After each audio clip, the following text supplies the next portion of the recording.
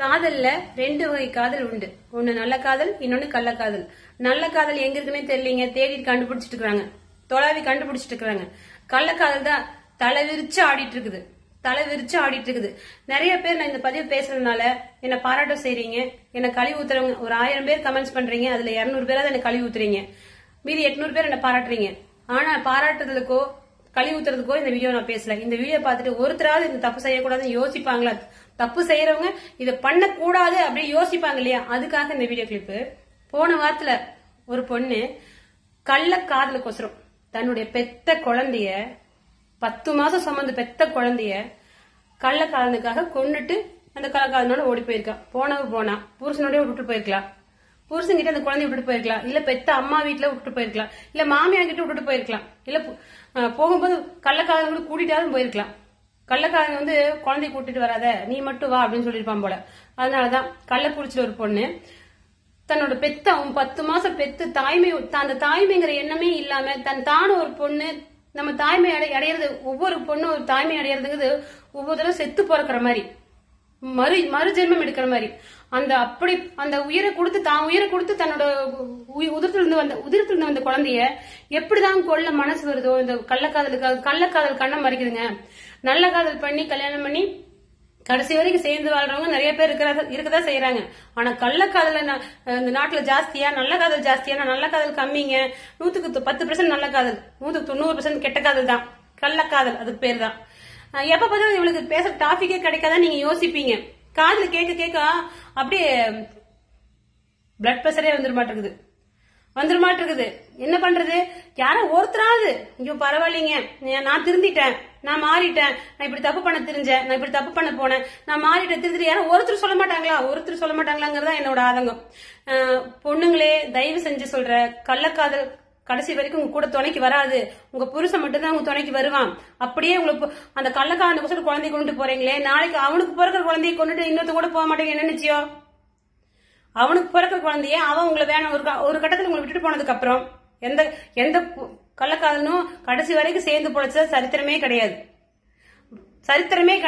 புருஷனை மட்டும்தான், என்ன எச்சு கம்மி இருந்தாலும் புருஷன் ஆம்பளை மட்டும்தான், கட்டின ஆம்பளை மட்டும்தான் தன்னோட மனைவியாச்சே, தன்னோட பொண்டாட்டியாச்சே, நம்ம சரீரத்துல பாதியாச்சே யோசிச்சு பார்ப்பான். அவன் தான் கடைசி வரைக்கும் நீங்க 1000 தப்பு பண்ணாலும் உங்களை வச்சு பொழைப்பான். உங்களுக்கு இன்னொருத்தியோட புருஷன் உங்களை கூட்டிட்டு போய் அவளோட வாழ்க்கையை வீணா போய், அவனை நம்பி கழுத்து நீட்டினா அந்த பொண்டாட்டியோட வாழ்க்கை வீணா போய், உங்க புருஷன் வாழ்க்கை வீணா போய் நீங்க 2 பேரும் கூட்டிட்டு ஓடி போகாது உங்க சபரியம். ஆனா அந்த குழந்தைய கொண்டுட்டு போறீங்க பாத்தியா, இதெல்லாம் எத்தனை ஜென்மம் நீங்க எடுத்தீங்கன்னாலும் அந்த பாவமெல்லாம் உங்களை விட்டு போகவே போகாது, நிஜமாவே போகாது. அப்பெல்லாம் அந்த காலத்து செத்து போனதுக்கு அப்புறம் அனுபவிப்பாங்கன்னு சொல்லுவாங்க. இந்த காலத்துல எப்படின்னா அப்பப்பவே அனுபவிச்சிடுறாங்க.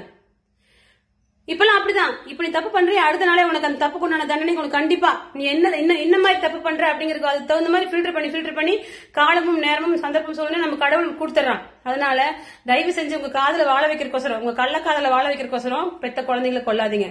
கள்ளக்குறிச்சியில ஒரு பொம்பளை போன வாரம் கொன்னுட்டு பஸ் ஸ்டாண்ட்ல தன்னோட காதலனை கூட்டிட்டு போயிருக்கா. அந்த காதலன் சொல்லிருப்பான் போல, நான் உன்னை வச்சுக்க மாட்டேன், நீ மட்டும்தான் வரணும்ட்டு.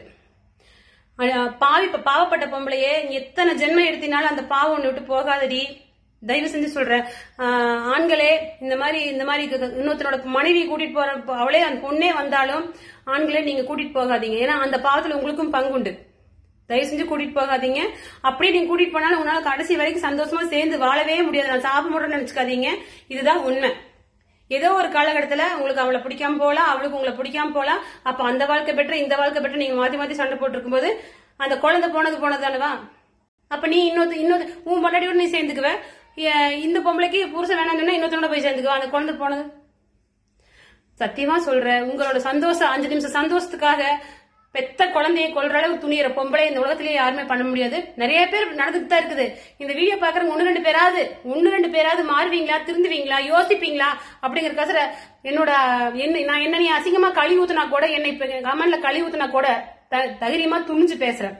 தயவு செஞ்சு சொல்ற, அற்புத சுகத்துக்காக, இந்த உலகத்துல அற்புத சுகத்துக்காக பெத்த குழந்தைய கொல்லாதீங்க. சரியா? உங்களை பெத்தவங்க இருப்பாங்க, அவங்க கிட்ட கொண்டு ஒப்படைச்சிட்டு போங்க. இல்ல ஒருத்தர் ஏமாத்திட்டு வரீங்க பாத்தி, அவங்ககிட்ட கொண்டு விட்டுட்டு போங்க. நான் அவனோட ஓட போறேன், இந்த குழந்தைய உனக்கு பெத்த நீயே வச்சுக்கோன்னு சொல்லிட்டு போங்க. அதுல ஒரு நியாயம் உண்டு.